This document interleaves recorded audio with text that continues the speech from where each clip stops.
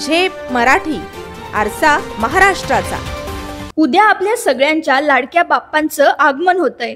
त्यांच्या आगमनासाठी धुळे शहरातील बाजारपेठा रंगीत रोषणाई, सजावटीची दुकाने आणि सुबक मूर्त्यांच्या स्टॉलने सज्ज झाल्या आहेत। शहरात गणेश मूर्ती विक्रेत्यांच्या दुकानावर मोठ्या प्रमाणावर आकर्षक मूर्त्या दाखल झाल्या असून गोंडस छोट्या मूर्त्यांपासून भव्य आणि देखण्या मूर्त्यांपर्यंत सर्व प्रकारच्या सुबक मूर्त्यांनी दुकाने सजली आहेत।